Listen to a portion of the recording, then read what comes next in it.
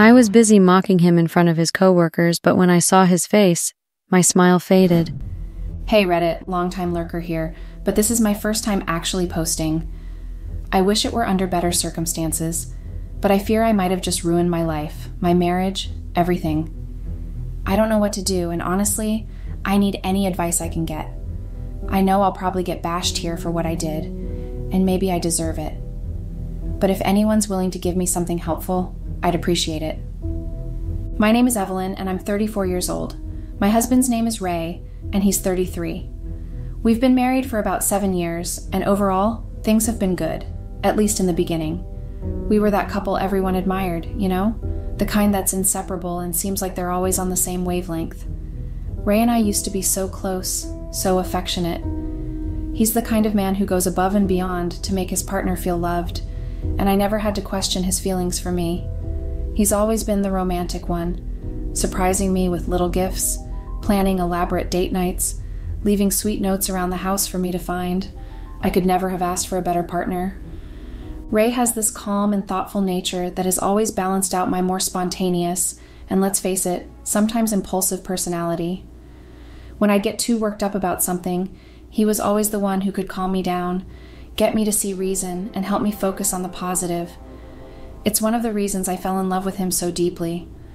I've always felt like we were a perfect match, and we've been through a lot together, moving cities, changes in jobs, family struggles, but no matter what, Ray was always there, steady and reliable.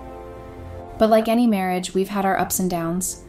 The honeymoon phase was magical, but as time went on, we settled into a routine.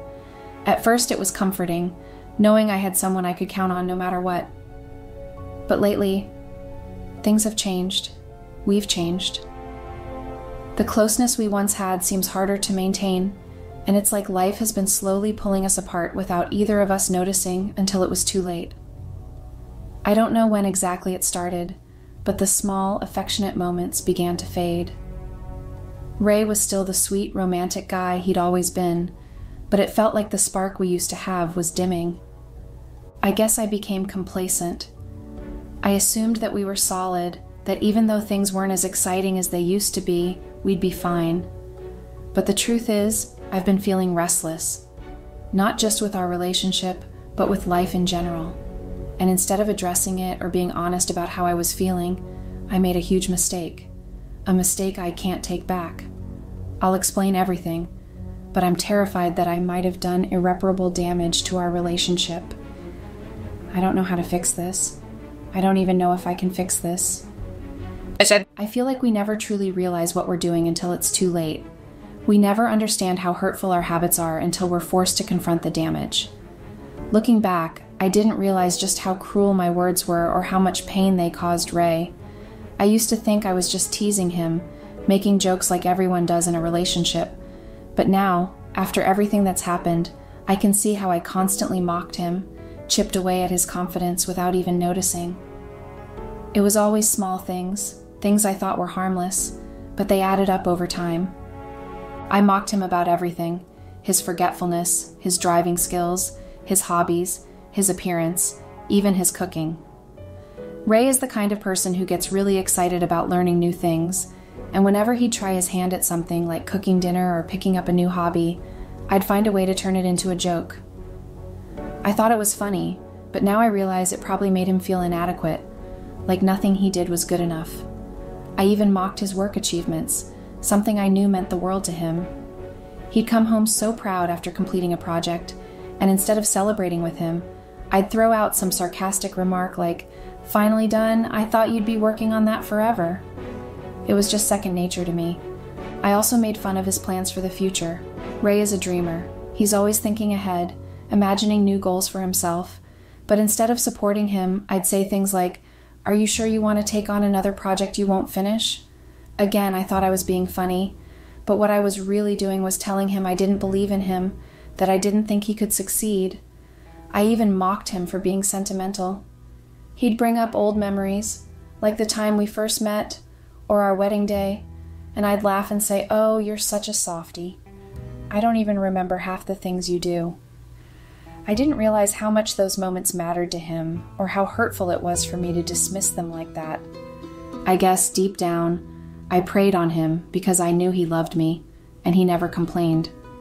He'd smile, maybe roll his eyes, but he never said anything about how my words made him feel. So I kept doing it. I took advantage of his kindness, his patience, because it was easier to make jokes than to actually connect. I'd grown up in a house where men were expected to be strong and masculine, where showing emotion or being sensitive was a sign of weakness. My father was that typical man's man who always had to be in control, and I think I unconsciously carried that expectation into my relationship with Ray. I thought I was being playful, but in reality, I was belittling the man I loved, trying to make him fit into this outdated idea of what a man should be. Ray isn't like my father.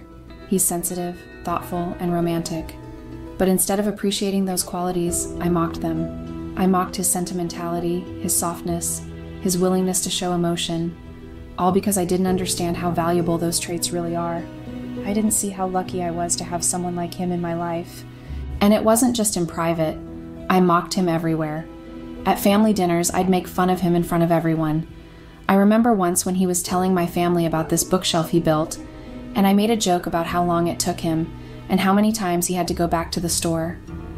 Everyone laughed, but Ray's smile faded. I brushed it off, thinking it was no big deal, but now I realize how humiliating that must have been for him.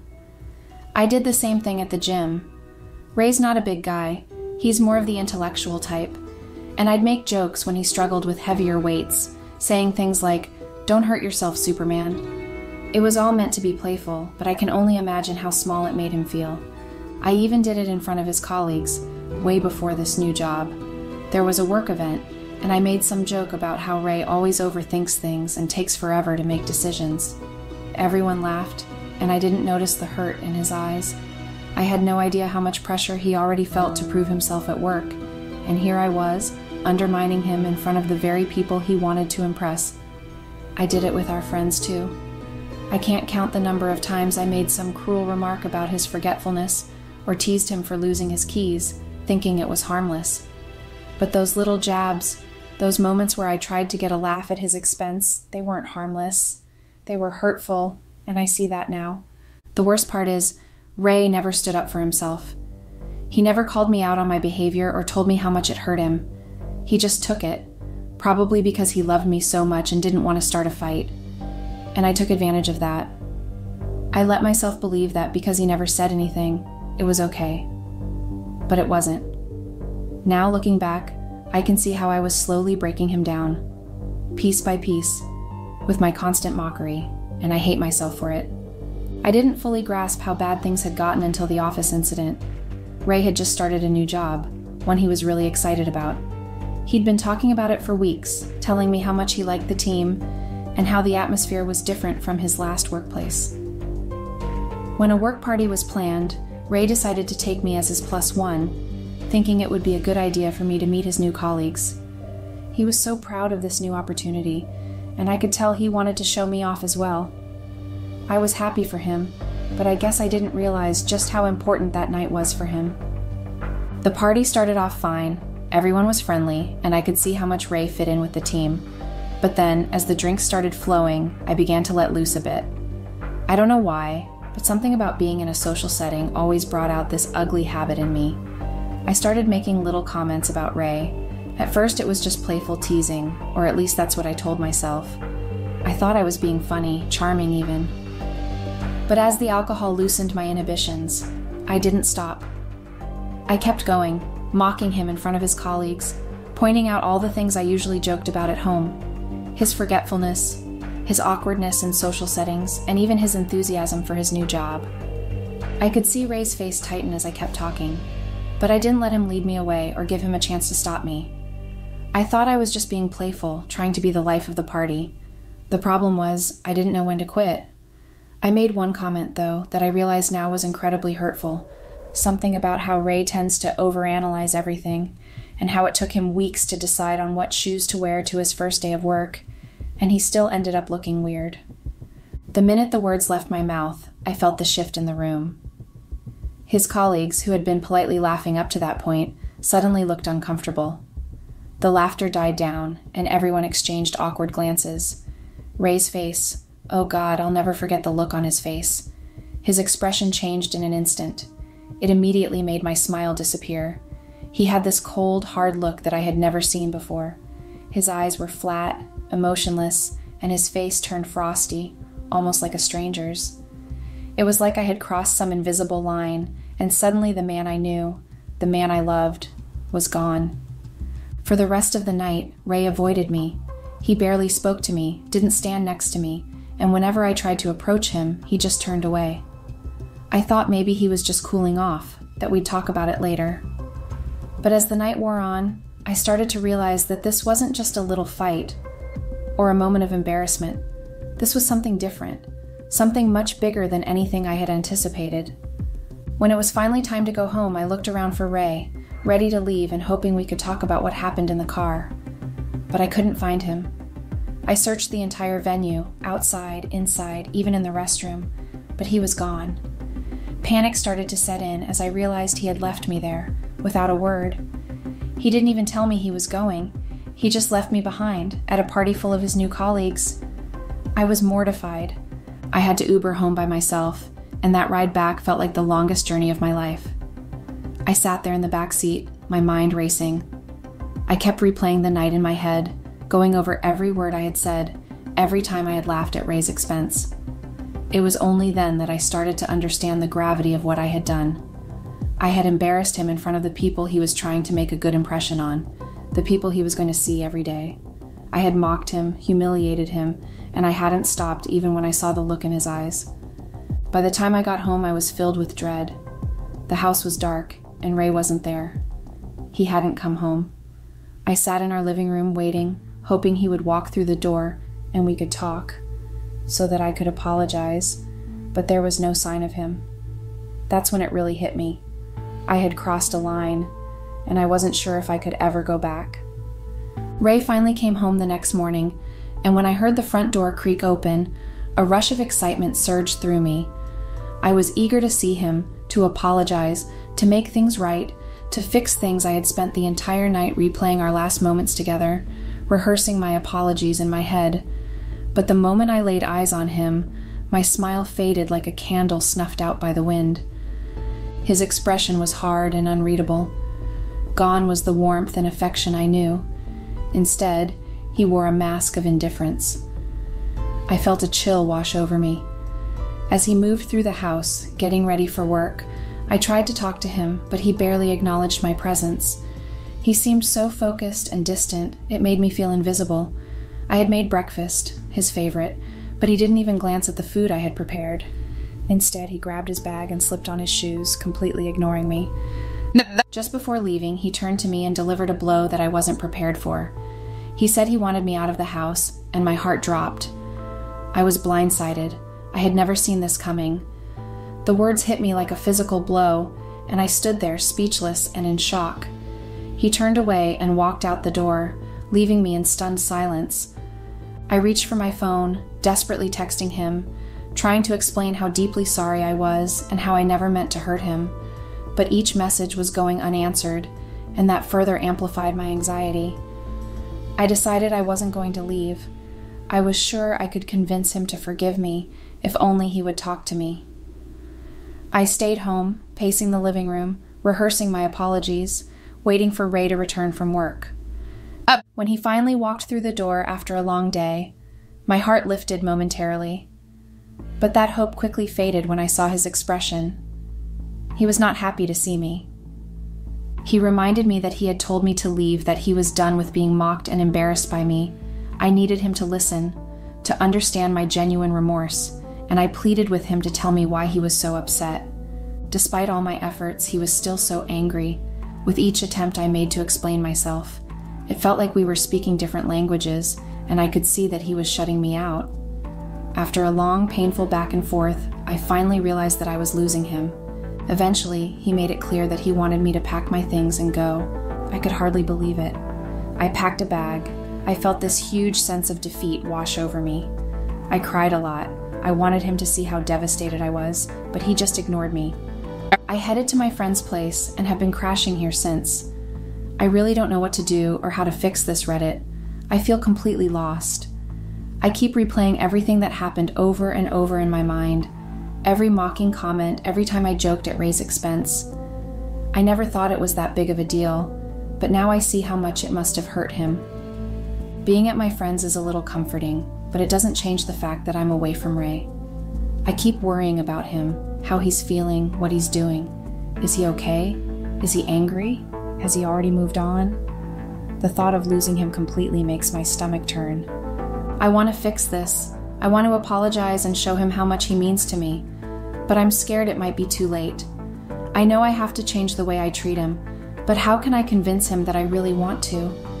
I never meant to hurt him, and now I feel like I've messed up everything. I've been talking to my friend about what happened, trying to get some advice, but nothing seems to help. Should I give Ray some space, or should I reach out again? What if he really means it when he says he wants me out of his life? The uncertainty is killing me. So Reddit, I'm asking for your advice. How do I talk to him after all this? How do I show him that I can change and that I truly care? I can't stand the thought of losing my husband over my thoughtless words, and I'm really desperate for help. Update. Hey Reddit, I was right, I guess. I knew I would get bashed on here for sharing my story, but I didn't expect it to blow up like this. The responses have been overwhelming, and I even got DMs asking for updates, so here I am, updating you all. First off, I'm still at my friend's place, but my time here is running out. It's not a permanent solution, and I can't keep imposing on her. It's hard to live out of a suitcase and feel like a guest in someone else's home. I've been trying to figure things out, but it's tough. The reality is, it seems like unless Ray comes to his senses, a divorce is in the works. I've reached out to him multiple times, hoping for a chance to talk things through, but he keeps shutting me down. He's made it clear that he's done with me and wants a divorce. Hearing those words is like a punch to the gut. I never thought we would be at this point. What hurts even more is that nobody seems to want to intervene. Neither my siblings nor his are stepping in. Even our parents are supporting him in this, which feels incredibly isolating. It's like I'm fighting this battle completely alone. Our mutual friends seem to be on his side too, which adds to the loneliness. I don't know how to navigate this when I feel like everyone is against me. Now, I'm left to try to piece my life together. I'm actively looking for a new place to stay, trying to make plans for what comes next. I'm hoping Ray will see sense and maybe reconsider, but honestly, I'm getting tired. I'm tired of waiting and worrying.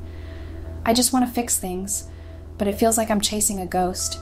And thank you to everyone who reached out with kind words and advice. It means a lot to know that some people understand. I just wish Ray could see my side too. I'll keep you all posted, but for now, I'm just trying to hold on and figure out what my next steps will be. Update. Hey Reddit, I wanted to give a bit of an update since I got served. It's been a couple of weeks, and I've honestly been so busy that I didn't update sooner. First off, I'm no longer staying with my friend. We had some issues and it just became too much for both of us, so I moved back in with my parents. Let me tell you, living with them has been annoying. They keep going on about what a good guy Ray is, like it's some kind of consolation prize for me. They support him wholeheartedly, and it's really frustrating to hear. I get that they want to be supportive, but it feels like a constant reminder of my mistakes and how I've let everyone down. I could really use some understanding right now, but it seems like everyone is on his side, and then, on top of everything, I got served. It was pretty self-explanatory, but seeing those papers hit me like a ton of bricks.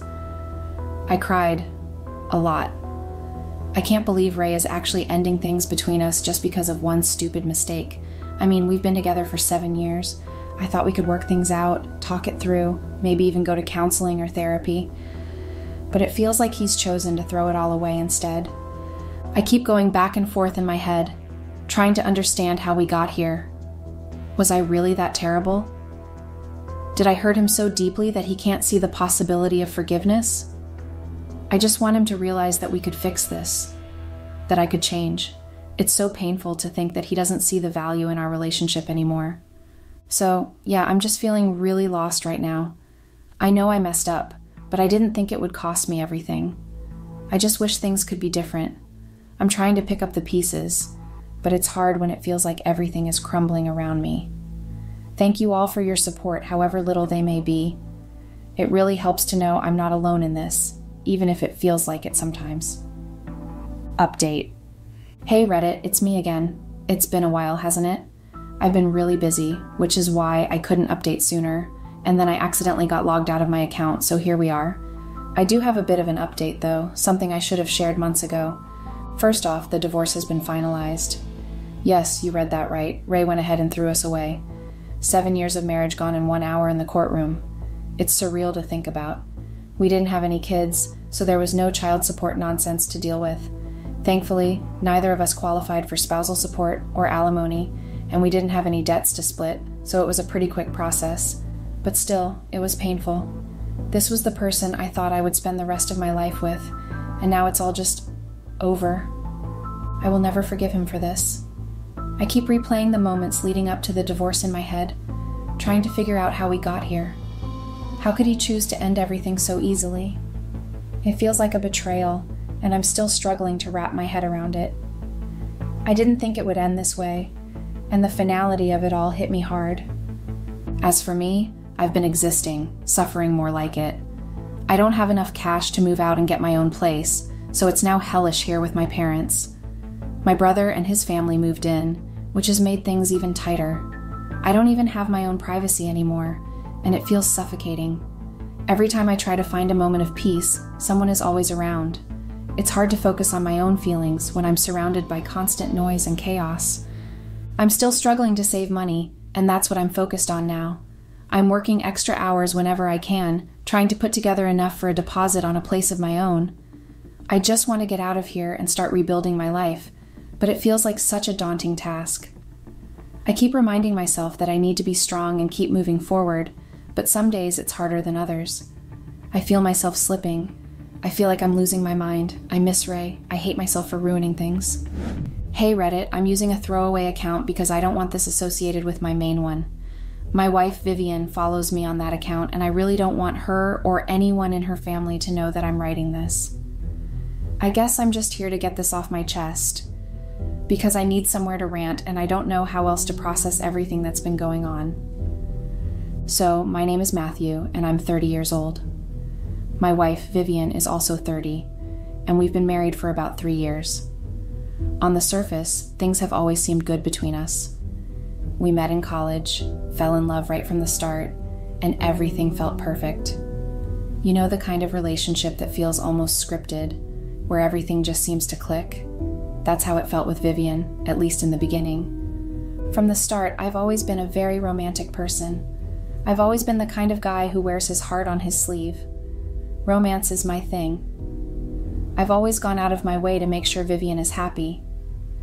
Whether it's planning little surprises for her, cooking her favorite meals, or just being there for her when she needed me, I've always put her first. I thought that's what being in love meant, always giving your all, doing everything to make your partner feel special. It made me happy to see her smile, and I thought that was all that mattered. But as time went on, I started noticing that I was the one always going out of my way. It wasn't just the occasional surprise or the little things. Everything was on me. If I didn't plan anything, nothing would happen. I was always the one planning our anniversaries, birthdays, and vacations. If I didn't plan anything or remind her about an important date, it would just slip by without notice. Vivian would always seem to forget, but I told myself it wasn't a big deal. After all, I loved her, and I believed she loved me too. Like, I'm not exaggerating when I say that if I hadn't reminded her about my own birthday or our wedding anniversary, she would have completely forgotten. It used to bother me a bit, but again, like I said before, I would brush it off because I loved her. I figured she just wasn't the romantic type, and I was okay with that. At least I told myself I was. But it wasn't just about planning things or celebrating special days. It extended to our entire relationship. If I didn't put in the effort, nothing would happen. I was the one making the sacrifices, the one adjusting my schedule to make time for her. And even when it came to the house, I was the one doing the majority of the work. Even the little things around the house, organizing bills, making sure things were in order, everything, seemed to fall on my shoulders. It wasn't just the financial strain, but the emotional load as well. If I didn't keep everything running, nothing would get done. And the worst part? I didn't mind. At least not at first. I just kept telling myself that this was what love looked like, that I was doing what I had to do for the woman I adored. Vivian and I decided that she would be a stay-at-home wife, which I agreed to because I wanted to support her dreams. We don't have kids, though I've always wanted to start a family. She, on the other hand, wasn't ready, even though we had discussed this before and had agreed to start having kids when we were 30. She wanted to wait a few more years, which of course I respected. It's her body, and I didn't want to pressure her into anything she wasn't ready for. So I took on the role of the main provider, working full-time to make sure everything was taken care of while she stayed home. The thing is, being the sole provider didn't bother me. I'm not complaining about that. I was more than happy to take on the responsibility of making sure Vivian had everything she needed. I worked hard because I believed I was building a life for both of us, a future where we could grow old together, where we could eventually have kids, travel, and live the dream that we had always talked about. But what really started to weigh on me wasn't the long hours or the stress of being the only one bringing in money. It was the realization that Vivian didn't seem to appreciate anything I was doing. No matter how hard I worked, no matter how many sacrifices I made, it felt like it was never enough. I would come home exhausted after a long day, hoping for even a small gesture, some acknowledgement that I was doing all of this for us. But instead, she was always distant, always distracted. It was as if I didn't even exist to her sometimes. I'd walk through the door and she'd barely look up from her phone or whatever show she was binge watching. There was no, "How was your day?" or even a simple smile. Just nothing. At first, I chalked it up to stress. Maybe she was going through something. Maybe she was tired or dealing with something she didn't want to talk about. I tried to be understanding. I thought if I just worked a little harder, gave her more time, maybe things would go back to the way they used to be. But as time went on, the distance between us only grew. She wasn't as invested in our relationship as I was. I was always the one initiating conversations, trying to make plans and keeping things going. It was like I was living with a roommate, not a wife. And the worst part, she didn't seem to care. There was no effort from her side, no reciprocity. It was all me. Back then, I was so blinded by love that I convinced myself it was just a phase. I told myself that this was what marriage was. Ups and downs, good times and bad. I thought that maybe I just needed to be patient, that she would come around eventually. But now, looking back on everything with clearer eyes, I realized that maybe she never truly even loved me. It's a hard pill to swallow, and it's taken me a long time to admit it to myself. But all the signs were there, right from the start. I just didn't want to see them. I was so caught up in the idea of us, in the image of what I thought our relationship was supposed to be, that I ignored all the red flags. The lack of interest, the indifference, the way she never really put any effort into our relationship. It all pointed to the same truth. Vivian wasn't in love with me. Maybe she never was. I think that's what hurts the most. I gave everything I had, my time, my energy, my love. I poured all of myself into this relationship. And for what? To be ignored? To be taken for granted? It's like I was carrying the weight of our entire marriage on my shoulders, and she was just there, going through the motions, detached and uninterested. There were times when I'd try to talk to her about it, but those conversations never went anywhere. She'd brush me off, say I was overreacting, or worse, get annoyed that I was making a big deal out of nothing. And maybe that's the part that stings the most, the fact that she didn't even care enough to pretend to be interested in what I was feeling. It was like my emotions were an inconvenience to her. I remember one night in particular. I had just come home from work, completely exhausted. I had been working over wanted to surprise her with. I thought maybe some in the beginning. I walked in the door with takeout from her favorite restaurant, hoping we could have a nice evening together. But when I got home, she was sitting on the couch, barely even acknowledging my presence. I set the food down on the table, trying to get her attention, but she didn't even look up. When I and said, "I'm not really hungry." That was the moment it hit me, like a punch to the gut. She didn't care. She didn't care about the food, the effort I put into the relationship, or me. It was like a switch had flipped in my head, and I couldn't unsee it anymore. The love I had been holding on to, the love I thought she felt for me, it wasn't there. And maybe it never had been. I started thinking about our relationship from the very beginning. Sure, we met in college and fell in love quickly, but was it real love? Or was it just convenience for her? Was I just someone to fill the time? Someone to support her while she figured out what she really wanted? I thought we had something special, but now, looking back, I can see that she was never as invested as I was. The more I think about it, the more I realize that I was just a means to an end for her. I was the guy who paid the bills, who kept the house running, who made sure everything was taken care of. But emotionally, I was a stranger to her. I thought I was building a future with someone who loved me. But now I realize I was just there, convenient and easy. But the thing is, it wasn't just Vivian who seemed indifferent. Or rather, Vivian's indifference wasn't the only issue in our marriage. The one underlying issue, the thing that really ate away at me over time, was her family. God, where do I even begin with them? From the moment I met them, I could tell they didn't like me. At first, I tried to be optimistic about it. I thought it was just the typical awkwardness of meeting your partner's family for the first time. I figured they were being protective of their daughter and sister, which is normal, right? I told myself that they just needed time to warm up to me, but it didn't take long for their so-called protection to turn into something much uglier. I remember the very first time we met. It was a family barbecue, and I was already nervous enough as it was. I wanted to make a good impression, you know. But right from the start, there were these subtle, passive-aggressive comments about my weight. At first, I tried to brush them off as nerves, or maybe even misreading the situation. One of them made a joke about how everyone better grab their food quickly before I finished everything off. Everyone laughed, and I awkwardly joined in, not wanting to make a scene or seem oversensitive. But the comments didn't stop there. As the night went on, they kept making little digs, all disguised as just jokes. One of her cousins even patted me on the back and said something like, "Looks like someone's been hitting the snacks pretty hard, huh?"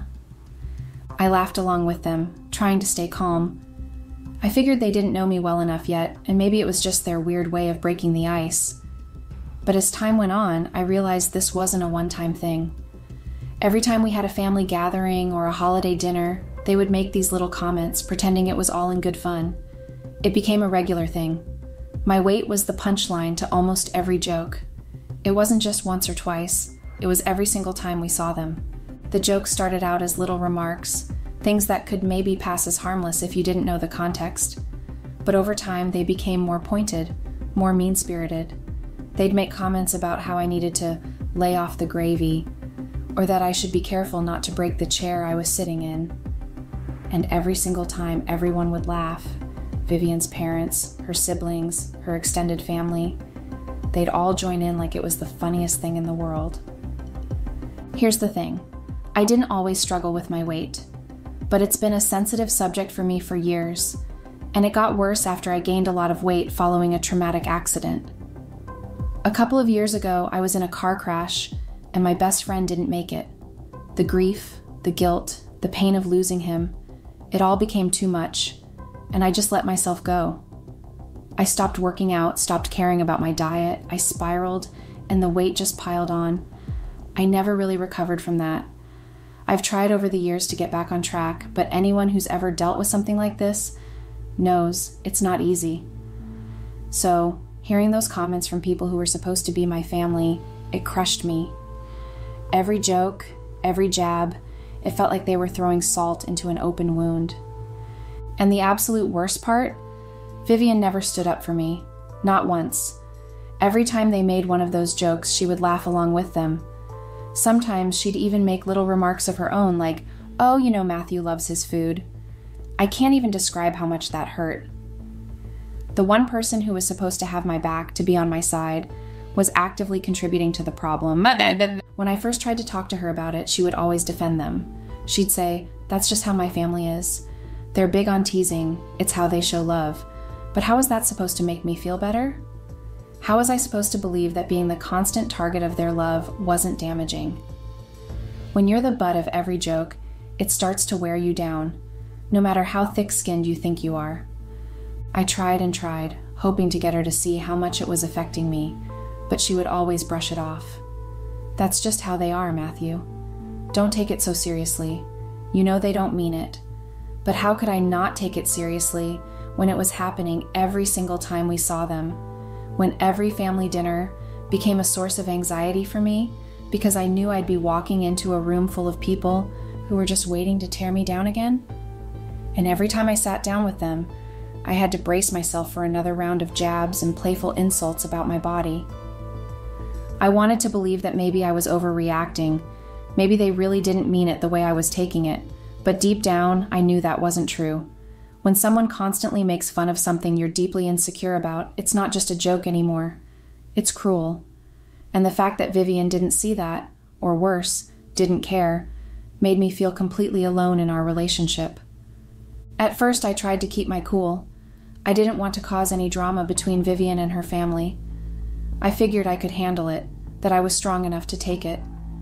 I had been dealing with comments about my weight for years, so what was a few more?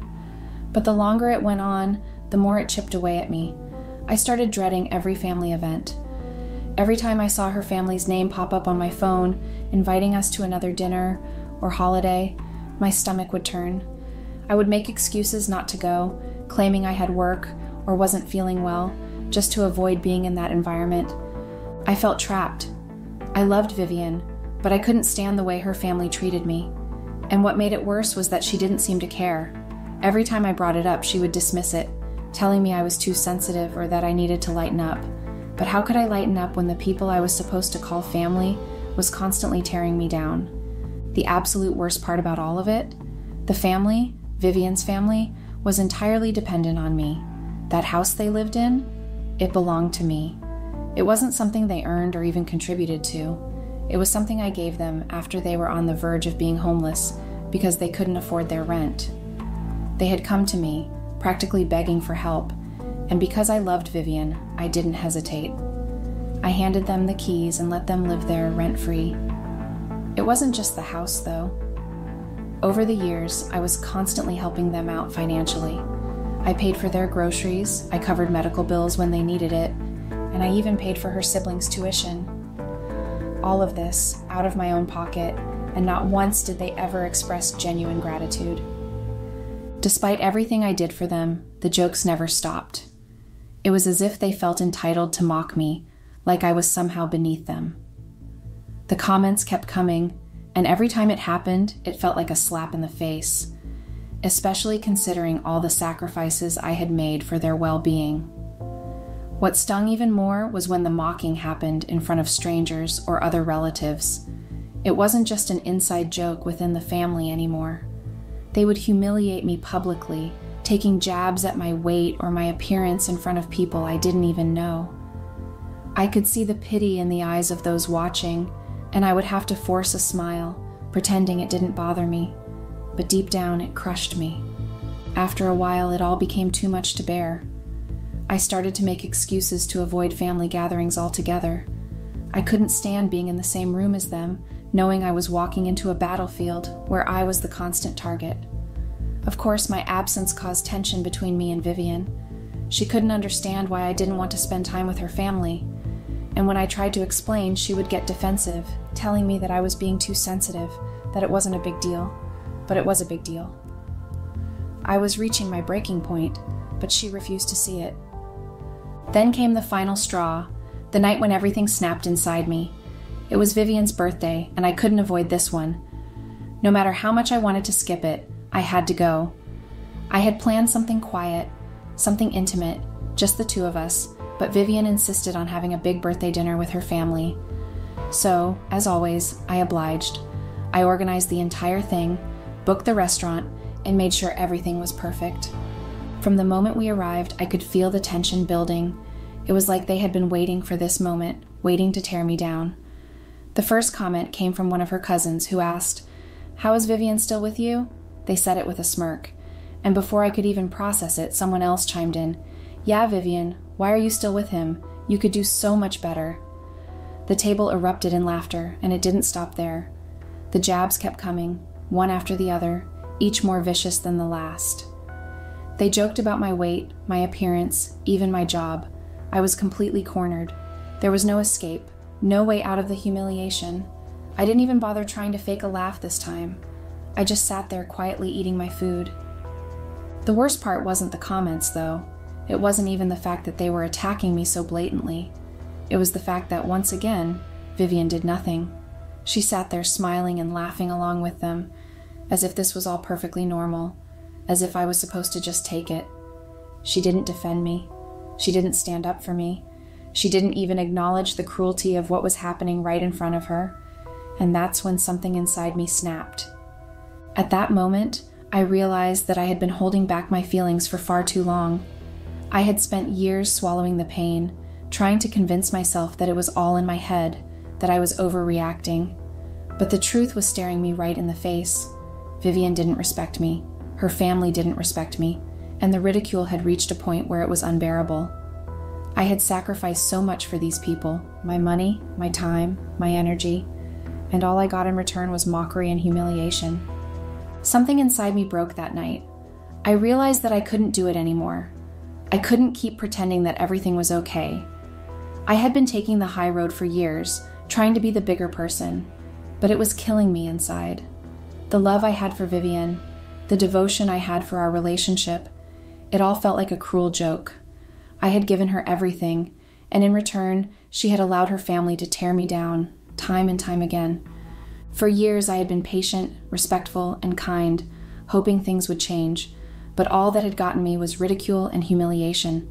It was clear now that if I wanted things to change, I would have to take control.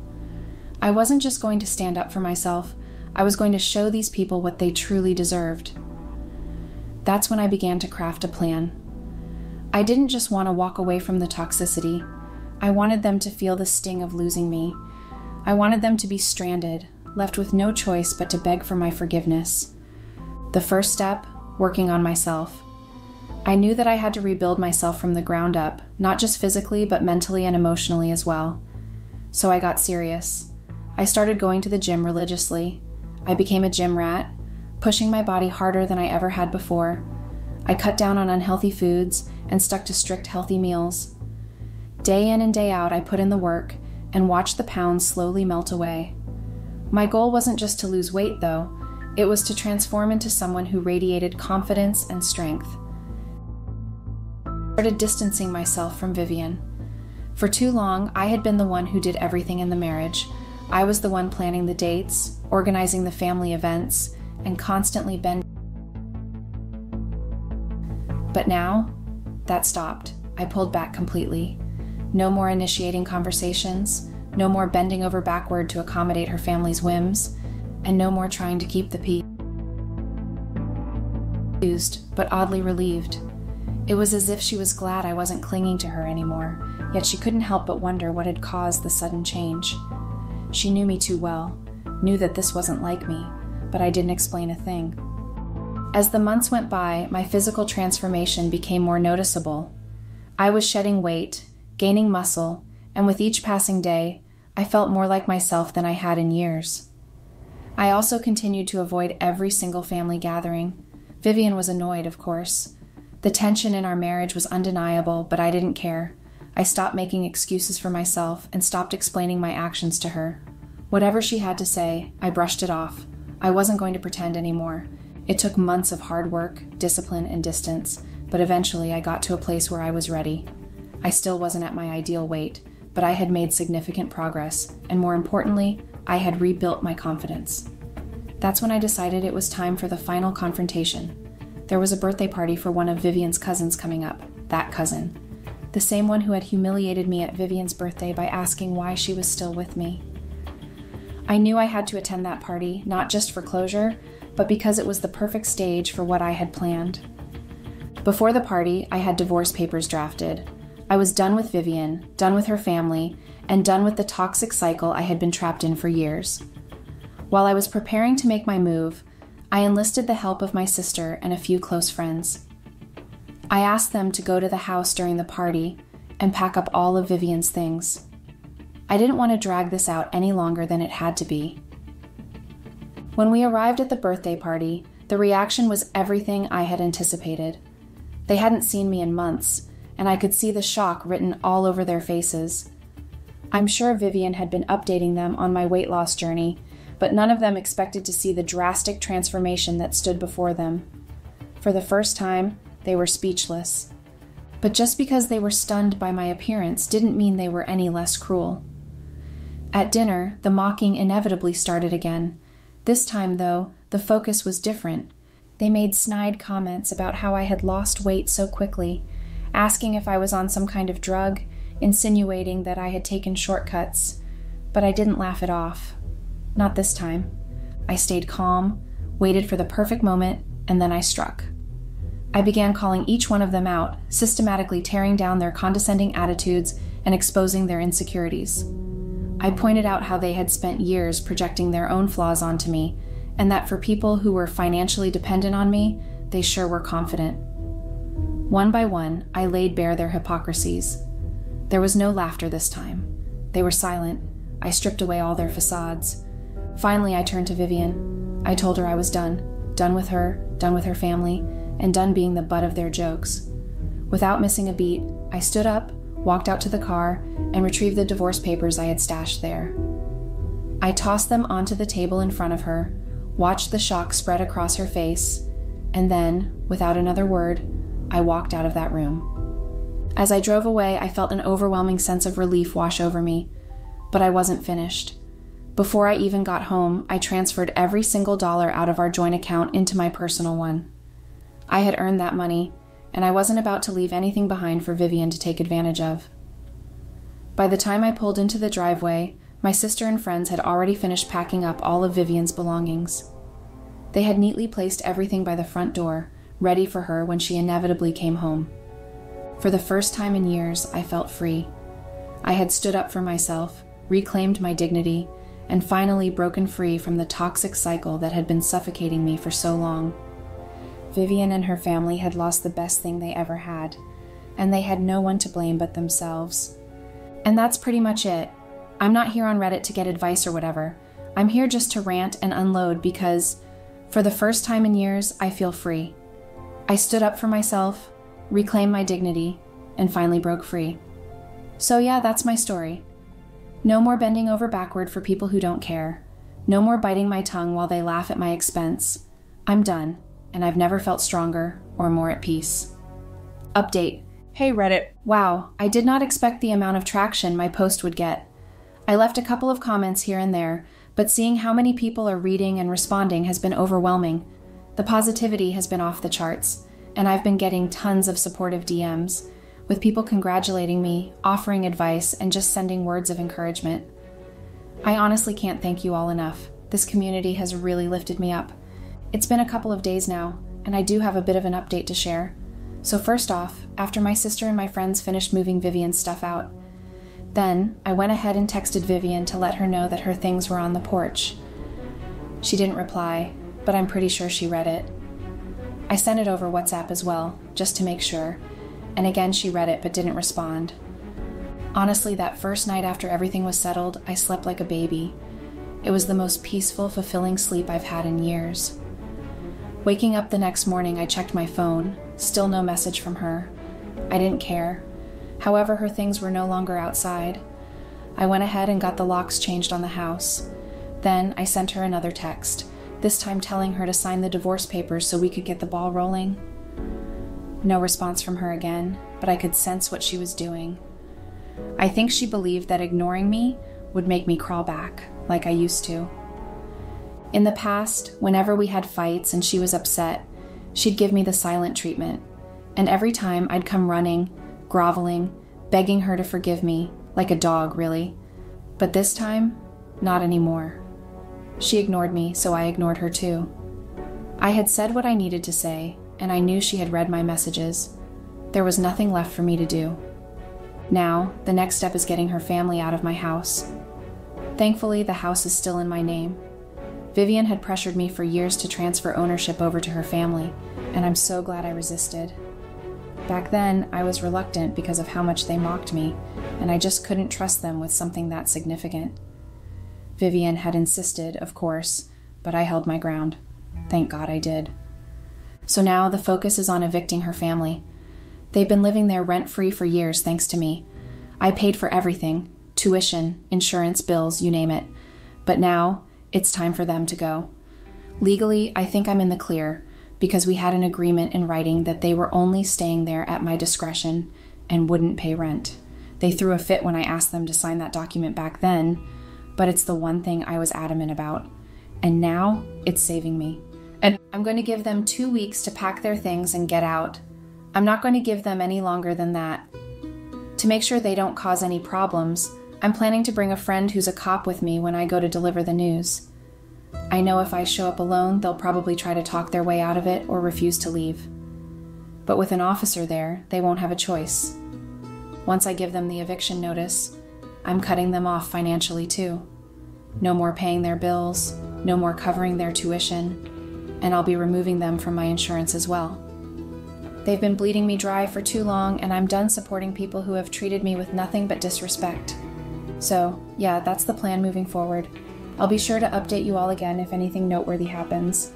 But for now, I'm focused on getting my life back and making sure I never allow myself to fall into this kind of situation again. Thank you all so much for the support and kind words. It means the world to me.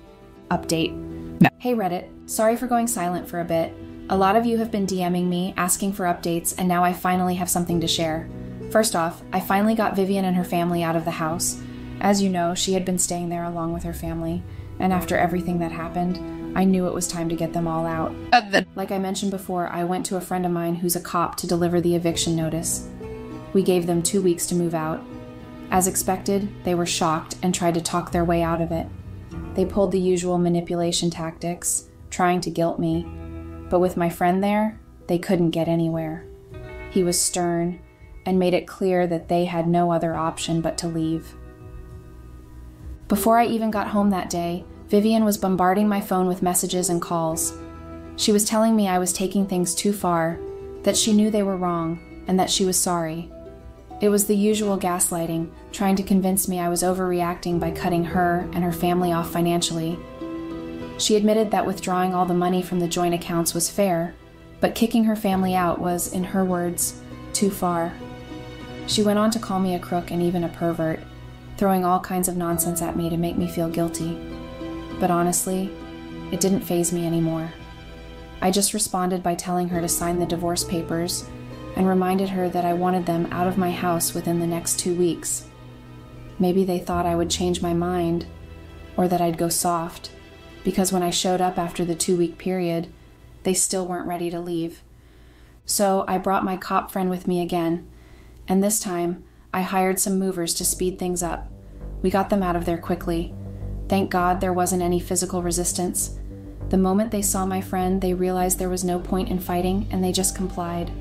They shot me angry glares the entire time, but I didn't care. I changed the locks that same day, and now I'm thinking of selling the house or maybe renting it out for some actual income. It didn't take long before I started getting texts from all of them, not just Vivian. At first, it was begging, asking me to let them back into the house, claiming they had nowhere to go. Then, when that didn't work, it quickly turned into insults and curses. I got them off my phone plan, insurance, and everything else I was paying for. No more bills, no more financial support, completely cut them off. Vivian has been texting me nonstop for the last few days, oscillating between begging me to let her family back in and threatening me. She's now saying that she won't sign the divorce papers, trying to hold that over my head. But I told her straight up that it doesn't matter whether she signs or not. We're getting a divorce. All not signing does is drag out the process and make things more difficult for both of us, but in the end, it won't change the outcome. The divorce is already in motion, and there's no going back. For years, I let them mock me, belittle me, and tear me down. I kept telling myself it would get better, that if I kept being patient and kind, things would change. But the truth is, nothing changes unless you make the change. And I finally did.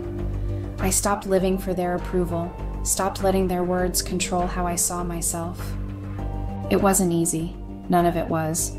But the feeling of walking away from that life, from those people who never appreciated me, was worth every single step.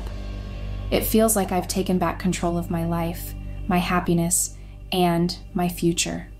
I didn't do it for revenge or to prove anything to them. I did it for me. I'm done with Vivian. For far too long, they've drained me dry, financially, emotionally, in every way possible.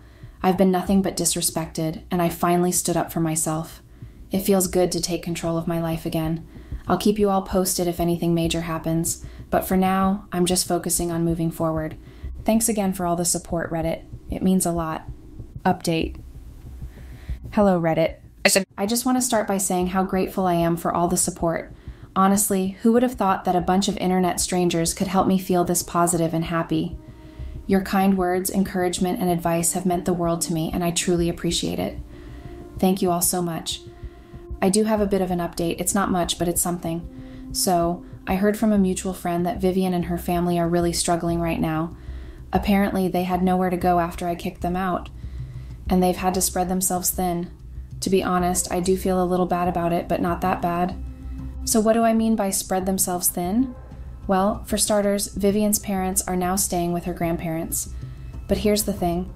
It's super complicated because the grandparents' house isn't big enough for all of them.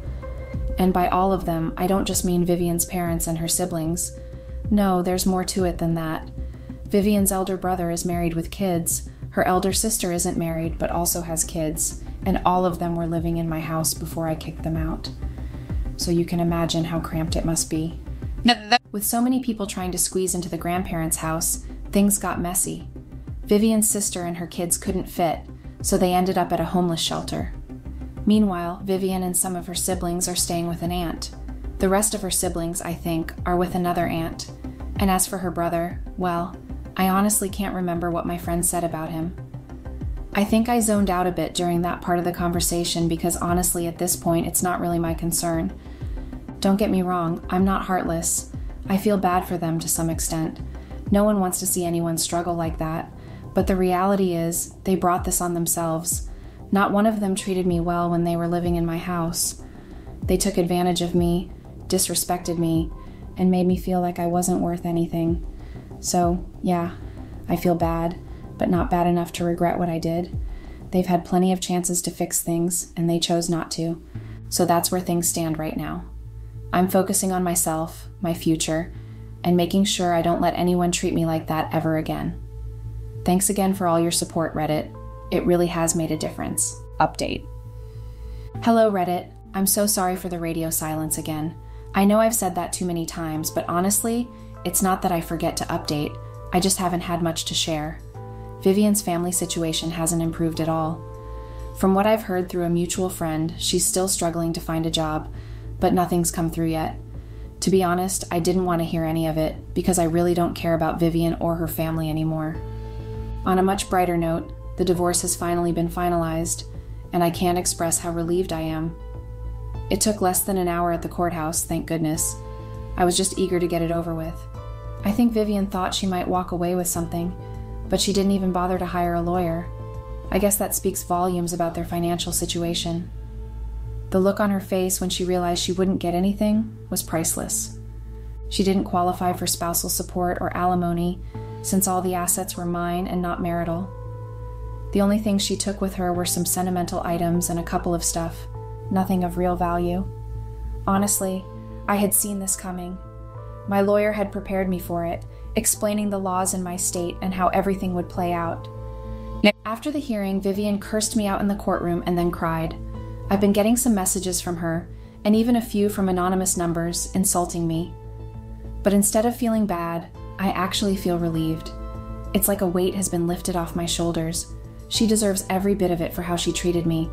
Now I'm focusing on myself. I recently got a promotion at work, which has kept me busy and motivated. I'm committed to building a better future for myself and ensuring I never let anyone treat me the way she did. On top of that, I've lost a few more pounds. So yes, to weight loss, and finally getting closer to that dream body I've always wanted. Thanks for all the support, Reddit. It really has made a difference in my journey. Here's to new beginnings.